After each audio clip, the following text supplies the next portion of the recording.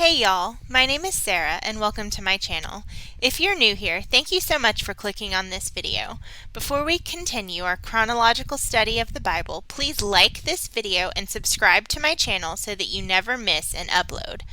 Last time we left off at the Tower of Babel, and for the next few readings we will be in the book of Job. Job 1:1. In the land of Uz there lived a man whose name was Job. This man was blameless and upright. He feared God and shunned evil. He had 7 sons and 3 daughters, and he owned 7,000 sheep, 3,000 camels, 500 yoke of oxen, and 500 donkeys. And he had a large number of servants.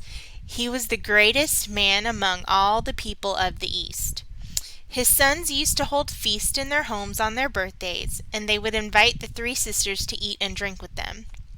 When a period of feasting had run its course, Job would make arrangements for them to be purified. Early in the morning he would sacrifice a burnt offering for each of them, thinking, "Perhaps my children have sinned and cursed God in their hearts." This was Job's regular custom. One day the angels came to present themselves before the Lord, and Satan also came with them.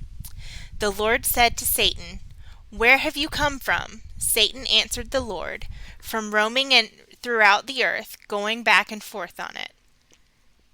Then the Lord said to Satan, "Have you considered my servant Job?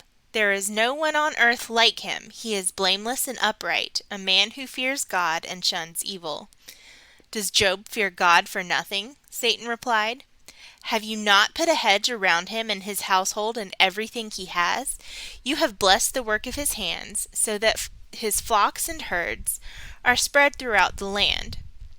But now stretch out your hand and strike everything he has, and he will surely curse you to your face." The Lord said to Satan, "Very well then, everything he has is in your power, but on the man himself do not lay a finger." Then Satan went out from the presence of the Lord. One day when Job's sons and daughters were feasting and drinking wine at the oldest brother's house, a messenger came to Job and said, "The oxen were plowing and the donkeys were grazing nearby, and the Sabaeans attacked and made off with them. They put the servants to the sword, and I am the only one who has escaped to tell you." While he was still speaking, another messenger came and said, "The fire of God fell from the heavens and burnt up the sheep and the servants, and I am the only one who has escaped to tell you." While he was still speaking, another messenger came and said, "The Chaldeans formed 3 raiding parties and slept down on your camels and made off with them. They put the servants to the sword, and I am the only one who has escaped to tell you."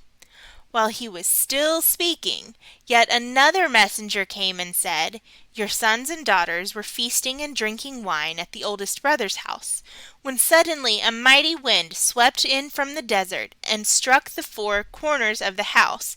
It collapsed on them, and they are dead, and I am the only one who escaped to tell you." At this, Job got up and tore his robe and shaved his head.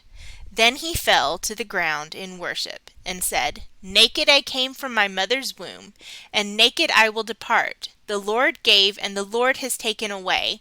May the name of the Lord be praised." In all this, Job did not sin by charging God with wrongdoing. Chapter 2. On another day, the angels came to present themselves before the Lord, and Satan also came with them to present himself before him. And the Lord said to Satan, "Where have you come from?" Satan answered the Lord, "From roaming throughout the earth, going back and forth on it." Then the Lord said to Satan, "Have you considered my servant Job? There is no one on earth like him. He is blameless and upright, a man who fears God and shuns evil. And he still maintains his integrity, though you incited me against him to ruin him without any reason." "Skin for skin," Satan replied. "A man will give all he has for his own life. But now stretch out your hand and strike his flesh and bones, and he will surely curse you to your face." The Lord said to Satan, "Very well then, he is in your hands, but you must spare his life." So Satan went out from the presence of the Lord and afflicted Job with painful sores from the soles of his feet to the crown of his head. Then Job took a piece of broken pottery and scraped himself with it as he sat among the ashes. His wife said to him, "Are you still maintaining your integrity? Curse God and die." He replied, "You are talking like a foolish woman.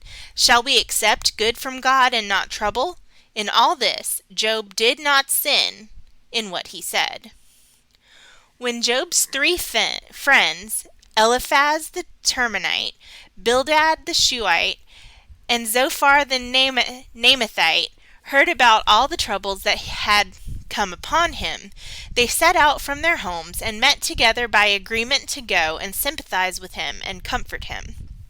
When they saw him from a distance, they could hardly recognize him. They began to weep aloud, and they tore their robes and sprinkled dust on their heads. Then they sat on the ground with him for 7 days and 7 nights. No one said a word to him, because they saw how great his suffering was.